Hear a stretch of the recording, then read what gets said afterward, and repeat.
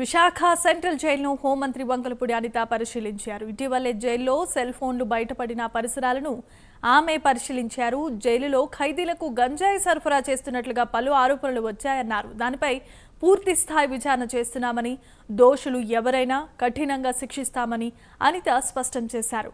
గత ప్రభుత్వాల తప్పిదాల వల్లే సెంట్రల్ జైల్లో ఇలాంటి పరిస్థితులు వచ్చాయని వంగలపూడి అనిత ఆరోపించారు. ఖైదీల రక్షణపై ప్రధానంగా దృష్టిని సారిస్తామని, జైలులో సిబ్బందిని పెంచుతామని కూడా హోంమంత్రి అనిత స్పష్టం చేశారు.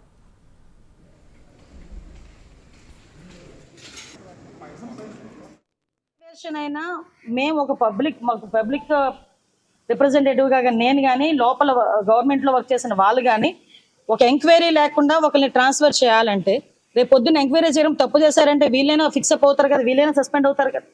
సో ప్రాపర్గా అలా 5 సంవత్సరాలు దాటి చాలా మంది ఉన్నారు. మేము ఒక సిద్ధాంతం పెట్టుకున్నాం. ఈవెన్ కానిస్టేబుల్స్నైనా మేము రెగ్యులర్ పోలీసులలోనే కానిస్టేబుల్స్నైనా 5 సంవత్సరాలు ఒకే దగ్గర ఉంటే కనుక షఫిల్ చేయాలని మేము అనుకున్నాం. అదేవిధంగా ప్రెజెన్స్ లో ఉన్న వార్డర్స్ ని కూడా ఏదైనా 5 years దాటిన తర్వాత కూడా మేము కొంతమందిని షఫిల్ చేయాలనుకుంటున్నాం. కూటమి ప్రభుత్వంలో సపోర్ట్ చేసిన వాళ్ళు ఓకే. నేను ఈరోజు కూటమి ప్రభుత్వం తాలూకా హోమ్ మినిస్టర్నే కదా, కూటమి ప్రభుత్వం తాలూకా సీఎంఏ కదా ఈరోజు ఉన్నారు, కూటమి ప్రభుత్వం తాలూకా డిప్యూటీ సీఎంఏ కదా ఈరోజు ఉన్నారు.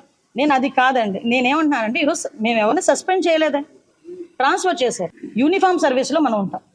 యూనిఫామ్ సర్వీస్లో ఉండేటప్పుడు ఎప్పుడు కూడా ఈవెన్ ఒక గవర్నమెంట్ ఎంప్లాయీ బంద్ ఏర్పాటు చేశారండి. గవర్నమెంట్ ఎంప్లాయీ ఆఫీస్కి వచ్చి సంతకం పెడతాడా పెట్టడా? బందుల్లో కానీ ధర్నాల్లో కానీ గవర్నమెంట్ ఎంప్లాయీ అనేవారు ఎప్పుడు ఒకటి పార్టిసిపేట్ చేయకూడదు. ఇది rule. At the same time అంతకు మించి ఒక స్టెప్ ఫార్వర్డ్ అయితే యూనిఫామ్ జాబ్ చేసే వాళ్ళు ఎవరు కూడా ధర్నాలు అవి చేయకూడదు. ఆ రోజు జరిగిన సిచ్యువేషన్స్ వేరు.